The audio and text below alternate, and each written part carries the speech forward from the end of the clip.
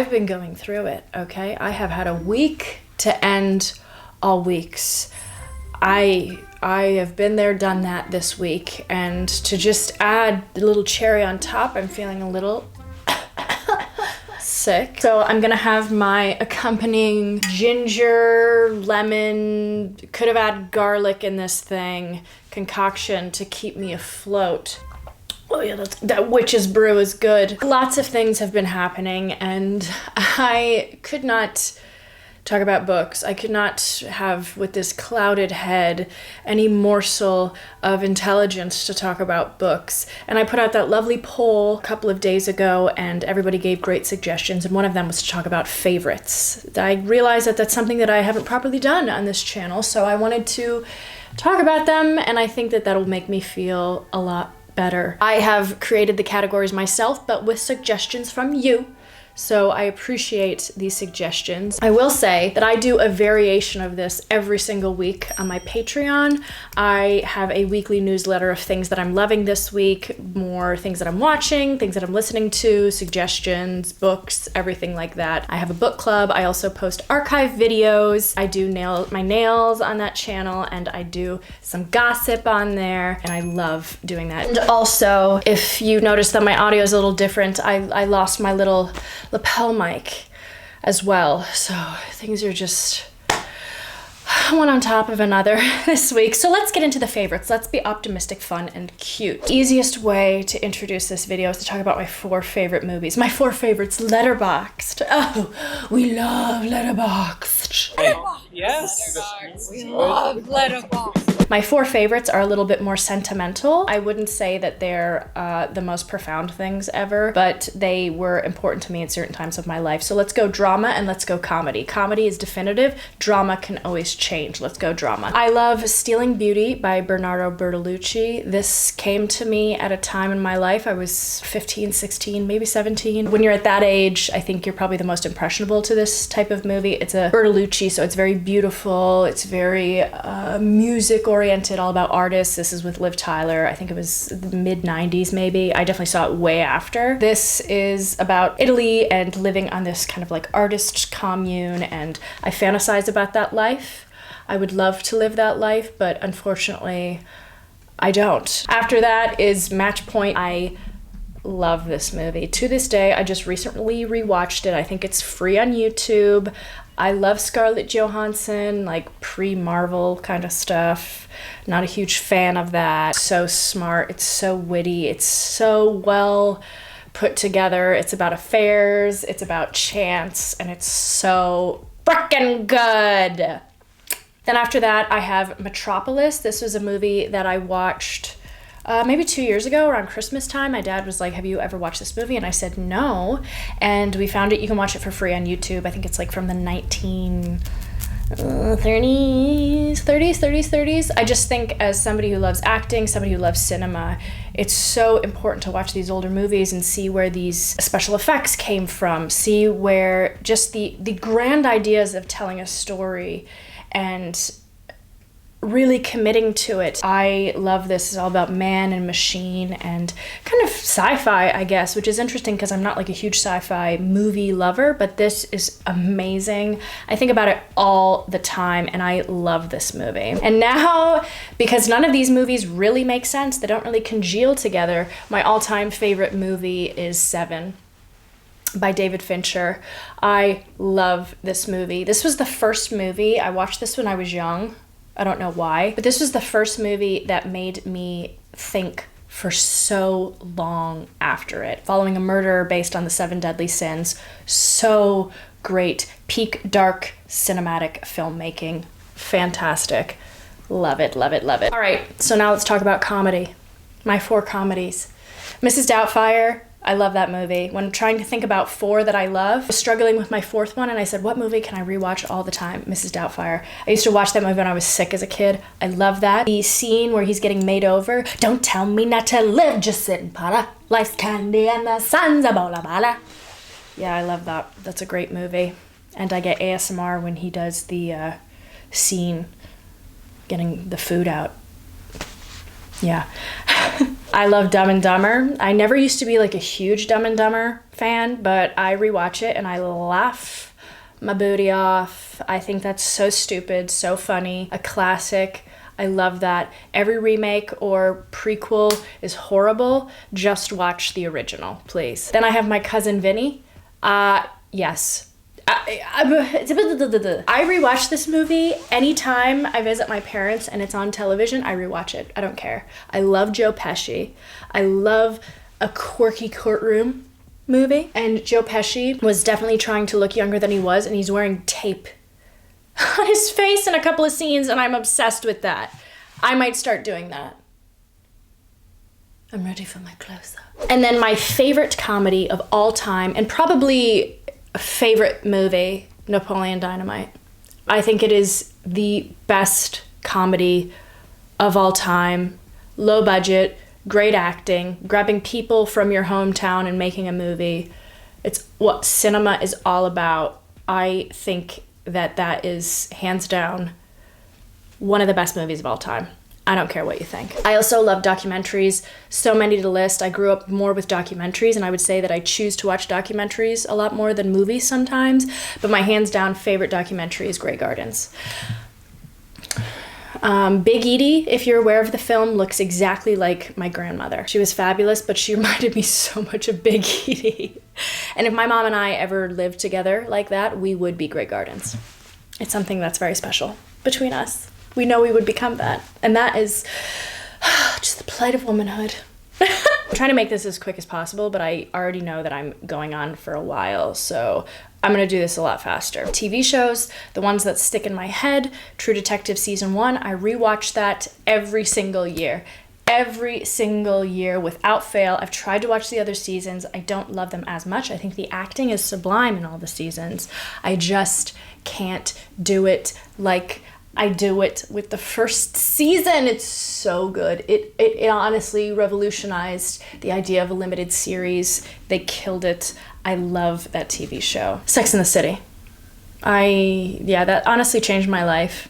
A lot of people might not agree, but it gave me a lot of confidence. I was very much a yes person before I watched that, and obviously as you get older, things change, but I think just seeing the confidence and the way that you can just say, no, I don't like that, I love that show. And I like seeing a curly-haired lead. And then another TV show that I love, and I feel like a lot of people don't really talk about, 6 Feet Under. I watched that like 2020 when we all had a lot of time to watch stuff, okay? And I think it's some of the best acting of all time. Amazing, amazing. Oh my God. I have music next. It's gonna be so hard to do this so fast and with a clogged mind and a clogged nose. Oh, that witch's brew. Okay, my favorite music. Lots of music, obviously, because I'm a well-rounded, intelligent individual. But I love disco. Diana Ross. Okay, Donna Summer. Okay, ever heard of them? Sylvester, You Make Me Feel, one of my favorite songs of all time. I've talked about it before, but I just want you to know it's a favorite, okay? R.I.P. Sylvester, we love you. Joni Mitchell, I think one of the best songwriters of all time. You want to talk about songwriting? You want to talk about giving a message, a long-lasting message and beat? Joni Mitchell, one of the best of the best. Then we're going to get into the 80s, okay? My favorite genre, if you were to ask me, deathbed question, Anna, what's your favorite genre of music? We need it. You need to answer this right now. Right now, you're going to, if you don't, I don't know. You just need to answer it. 80s synthwave music, my favorite. I don't care. People might think it's cheesy. I'm cheesy. And I'm not gonna fight. I'm not gonna say no. 80s synthwave music. The like British Invasion, Tears for Fears, Depeche Mode, New Order. Oh, any of those, that genre, The Human League, any of those bands or any of those songs, I want them. Play them at my funeral. Everybody tease out your hair and put on like a goth eye. I want it. Then we get into the 90s. Of course, I love Nine Inch Nails. Nine Inch Nails is one of my favorite bands of all time. Similar to Seven, Nine Inch Nails is also on that soundtrack. It was the first band that I listened to that I felt was like an independent like, other than my parents or my brother liking it. It was something that made me feel like, oh my God, I'm seen. The things that are happening in my head are playing through a band. I also love Alice in Chains. Come on now, okay? Come on now. Alice in Chains, favorite. R.I.P. I love anything grunge, Nirvana, obviously great, but I would say I love Alice in Chains a little bit more. And then I love the female singer-songwriters from that era. You have Fiona Apple, you have Tori Amos, you have Sarah McLachlan, anybody that would have performed at Lilith Fair. I love that era. I think it's so strong, and any of that alternative music from that time is just divine. And now we get into what I listen to now. I like a lot of the new artists that are coming out. I don't use Spotify, so I feel like I'm very behind on a lot of new music. But I'll listen to like the pop music now. I like it. I love what they're doing in pop. I love what they're doing in dance, kind of. I love a lot of electronic music now. Electro, techno. I'll link my favorite set of all time on SoundCloud by a DJ named BINH.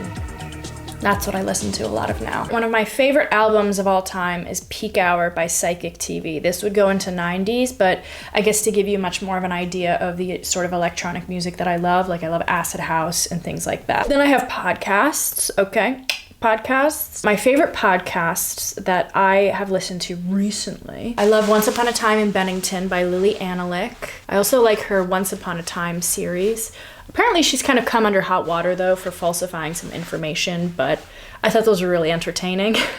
I love a little drama. Sorry, sue me. I also love You Must Remember This by Karina Longworth. That's more of an in-depth look into Hollywood, its different decades, the characters in Hollywood. She does a great 2 seasons, erotic 80s and erotic 90s, and it's like if you ever want great film suggestions, that's it. She's so good. Her voice is a little bit thematic for some people, but I'm a drama queen, so I love that. And then I guess I also listen to You Must Remember This, though sometimes that really depresses me, so I don't listen to that. But that's all real life stories that people are telling about very niche and specific scenarios, so sometimes I like that. Like when I'm doing my hair, I'll listen to that one. Kind of keeps me alive and going. All right, let's talk about more like favorite things that are maybe a little bit more material, I guess. I get a lot of questions about my jewelry, so I'm going to talk about my favorite jewelry, and that is Kieselstein cord. That is this ring right here. This is my forever. This is, I always say, if somebody was to rob me in New York City, God forbid that never happens, I would swallow this. I would literally swallow this. Both of these rings. This ring as well is by the same designer. It's very gaudy, it's very in your face, and I love that because I think that that mirrors my personality a little bit as well. It's very funny because the only time that I've heard somebody talk about Barry Kieselstein cord in media or anything is in American Psycho by Bret Easton Ellis. He talks about Patrick Bateman wearing Barry Kieselstein cord, and I said, a man after my own heart. Wow. We're in this together, aren't we? These are from my mother. Oh, this is also from my uncle. And I love this ring as well. It has my initials on it, my real last name. Ooh, crazy. But I love wearing rings, and I'm gonna try to like get a little bit better with jewelry as I get older. I feel like it's very important to doll yourself up that way.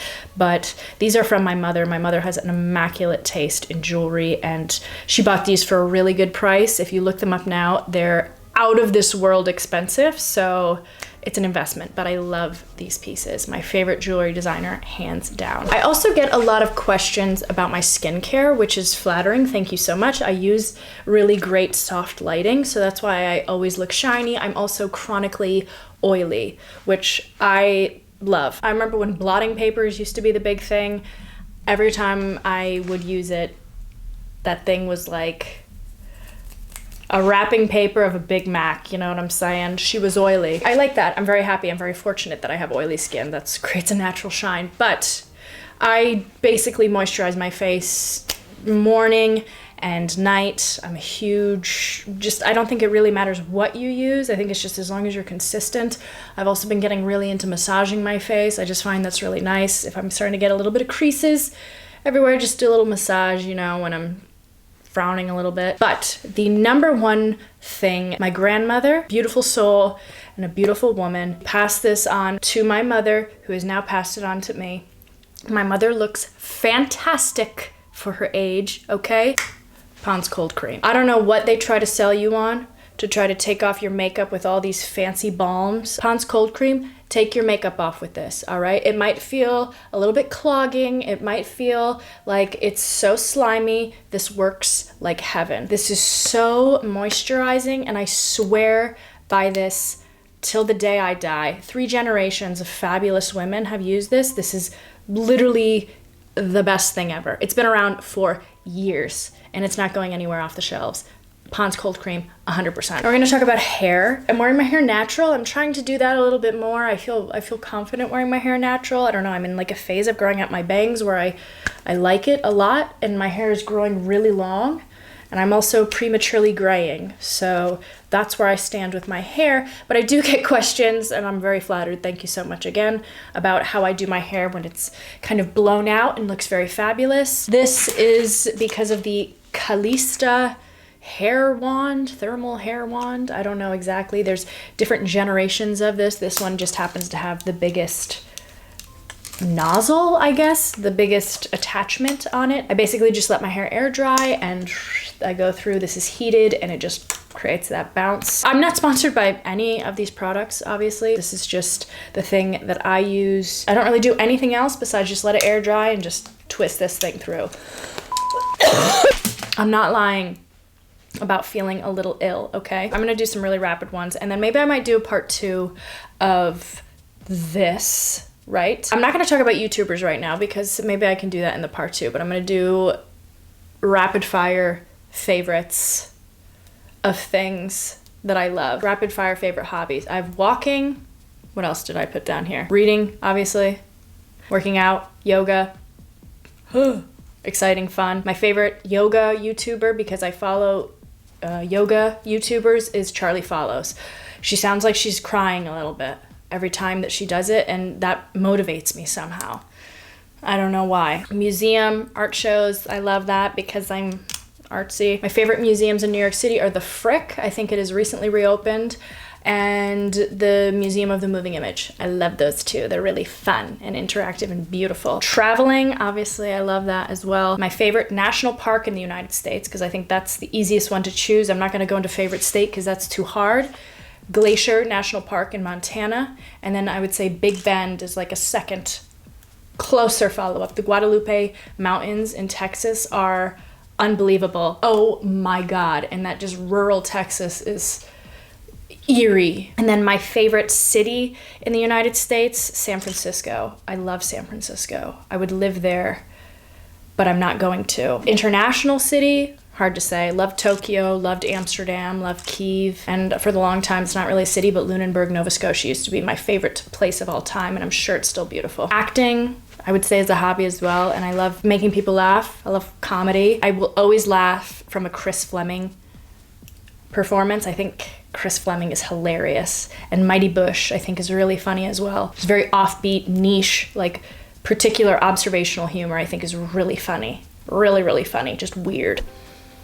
And yeah. Oh, and this is unfortunately where my microphone decided to stop recording, but I was gonna say I also love antiquing and thrifting. Okay, and this next part I was gonna say, what is the best way to spend in New York City with your best friend? I think something like that. Okay, let's lead into it. Day in New York City with a friend is to go to European grocery stores in Queens and buy things, because I quite literally do that with my best friend, and it brings me a lot of joy. I suggest you do the same if you're ever inclined to visit grocery stores in New York City. It's a lot of fun, and I get a lot of great products. So anyway, guys, that is just a long-winded favorites of mine. I don't know if this is something that I'll do all the time, but I just really wanted to make a video and be a little cozy and fun. And when I'm feeling a little bit better, I feel like I can talk about books and be a little bit more interactive. But for today, I just wanted to do something a little bit more laid back. Again, check out my Patreon if you want to. It's something I love, and I put a lot of time into it, and I do things like this all the time. So, you guys are wonderful. You're fabulous. Thank you so much for being here. I will see you